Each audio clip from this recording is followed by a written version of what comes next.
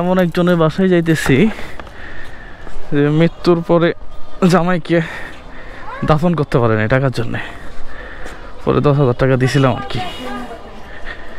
এই অবস্থায় উনি ওনার বাসায় দেখি। বাসা তো চেঞ্জ করে ফেলছেন না? আসসালামু আলাইকুম, ভালো আছেন? হ্যাঁ, বাসায় লাইটও নাই।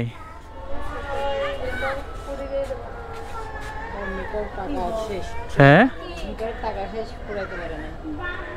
মিটারের টাকাও শেষ।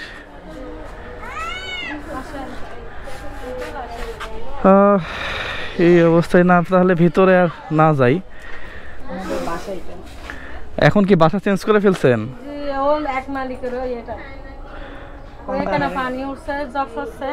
আচ্ছা, ও এই অবস্থা। এখন এখন কি অবস্থা, সংসার কেমনে চলতেছে এখন?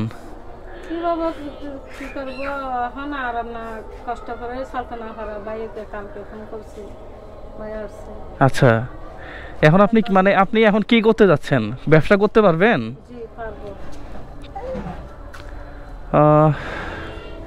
কি ব্যবসা করবেন বলেন তো?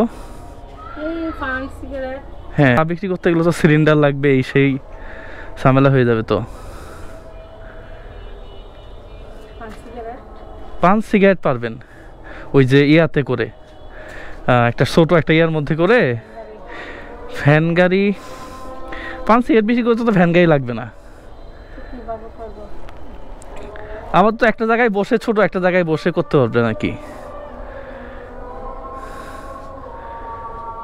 আর যদি আপনি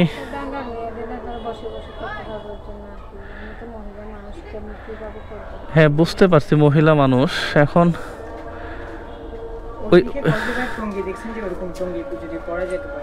ওই যে টংগুলা আবার নেওয়া যাবে কি?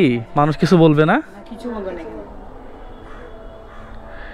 ওই টংগুলা কত কত লাগবে?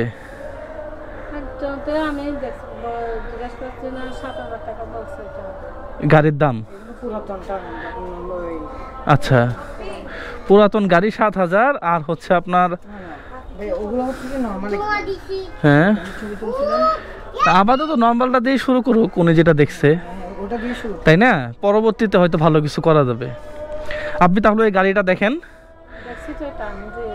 আচ্ছা, দেখছেন না? ওইটা কত 7,000 মতো না? না, এটা প্রাইস একটু বেশি। আপাতত উনি শুরু করুক। আমার মনে হয় যে কম দাম দিয়ে আপাতত আপনি শুরু করেন। কোথায় বসাইতে পারবেন জায়গাগুলো ঠিক করে ফেলেন। হ্যাঁ, আচ্ছা, কথা বলছেন কারোর সাথে?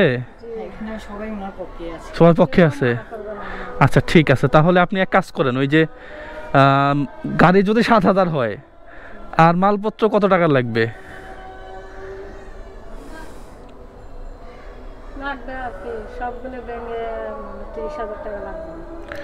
এত টাকা পারবো না।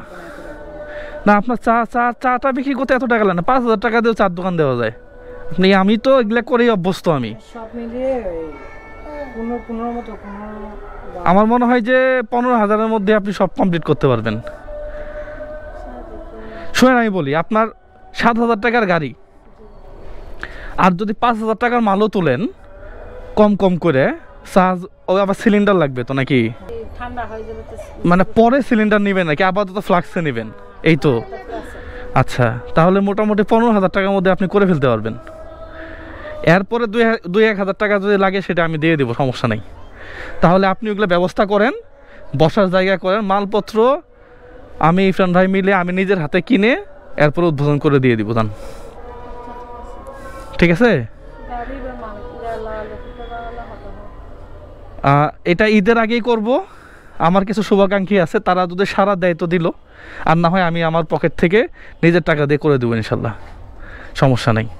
ঠিক আছে, এটা ঈদের আগে আগে করবো ইনশাল্লাহ। যদি আমি আমার থেকে করে ঈদের আগে আগে করব। আর আমার কিছু শুভাকাঙ্ক্ষী আছে আর কি, তারা যদি আমাকে সাপোর্ট দেয় তাহলে এটা হয়তো সপ্তাহখানের মধ্যে হয়ে যাবে ইনশাল্লাহ। তবে কথা দিতেছি আপনার কাজ হয়ে যাবে। 15-20 হাজার টাকার মধ্যেই যদি একটা জায়গায় ব্যবস্থা করা যায় তো ইনশাল্লাহ সমস্যা নাই। তো ঠিক আছে তাহলে, হ্যাঁ থাকেন, আজকে রাত হয়ে গেছে। আপনার ঘরে তো আপনি ইয়াও নাই, মানে কারেন্ট বিল যে কারেন্ট যে ঢোকাবেন এরও সামর্থ্য নাই, তো জন্ম দিয়ে লাভ কি হইলো? আজকে মার আরেক জায়গায় ভিক্ষা করা লাগতেছে, ভিক্ষা না এটা?